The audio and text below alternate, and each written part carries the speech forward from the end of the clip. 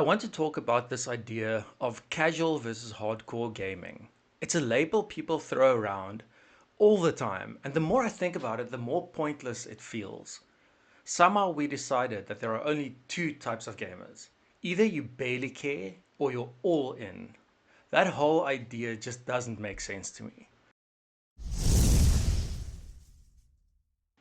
The casual versus hardcore split is mostly an illusion. Very few people are truly one or the other. Most players care about games. They just don't care about everything in a game. Someone might love the combat but skip the story. Someone else might love the story and ignore optimization.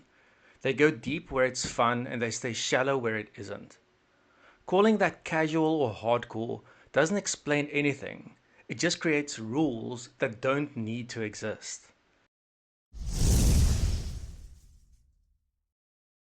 One of the strangest expectations in gaming is this idea that once you start a game, you owe it full commitment. Like you have to finish it. You have to see everything.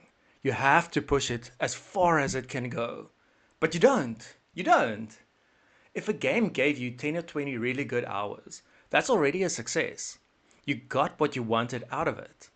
Walking away at that point isn't failure. It's just being satisfied. Forcing yourself to keep going long after the fun is gone doesn't make you hardcore. It just means you're ignoring your own enjoyment.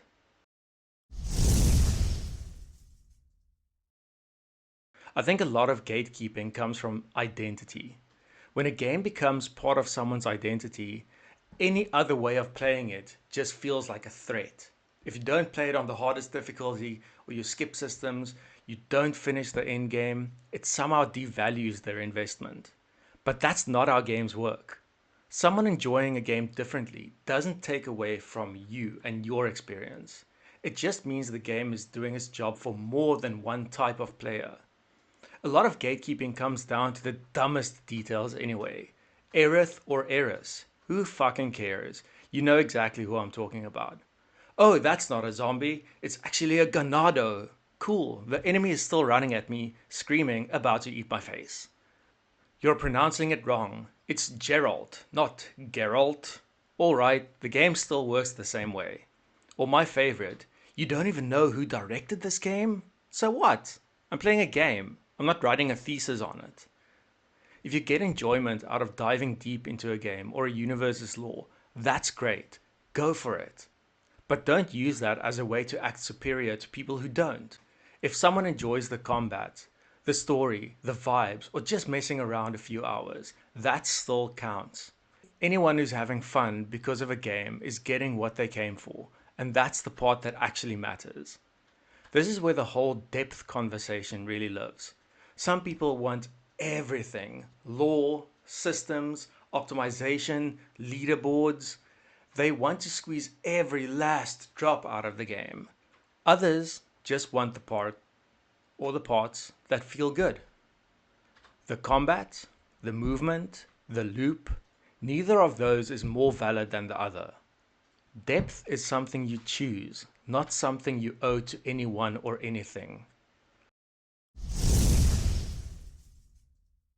You see the casual versus hardcore thing play out really clearly in actual games.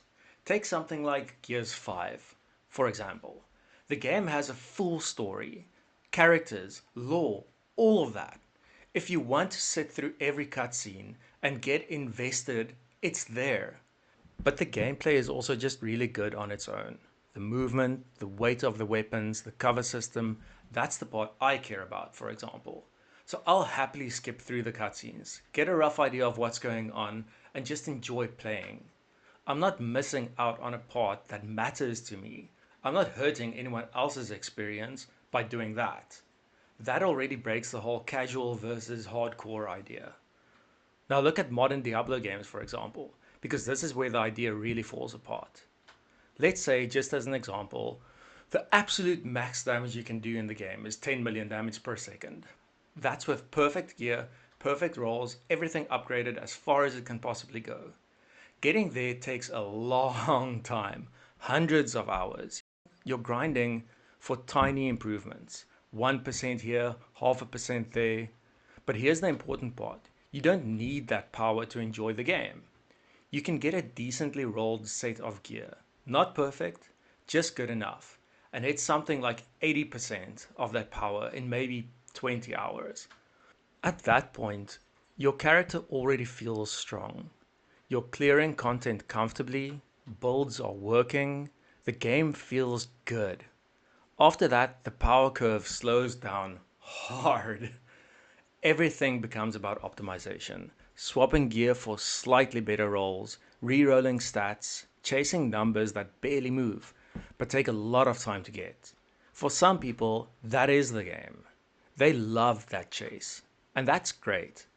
But if you're not into pushing leaderboards or competing with anyone, it's totally fine to look at that curve and say, yeah, I'm good right here.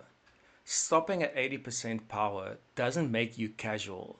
It just means you understand where your fun peaks. And then there's No Man's Sky, which handles this almost perfectly. It has survival systems, combat, exploration, progression. You can engage with all of it if you want. But it also has a creative mode. The base building in that game is incredible. If all you want to do is build, you don't need to fight the game to do it. You're not skipping content. You're choosing the part that you enjoy. That flexibility is what more games should aim for. All of these examples show the same thing. Games are not one size fits all experiences. They're toolboxes. You take what you want and you leave what you don't. And the moment someone tells you that you're playing wrong because you didn't go deep enough, that's when the casual versus hardcore label becomes useless. Because it stops being about enjoyment and starts being about ego. The fact is, the more people who enjoy games, the better it is for everyone. More players means more support, more variety, more games that take risks. Pushing people out because they're too casual doesn't protect gaming, it shrinks it. Being a gamer isn't about how deep you go.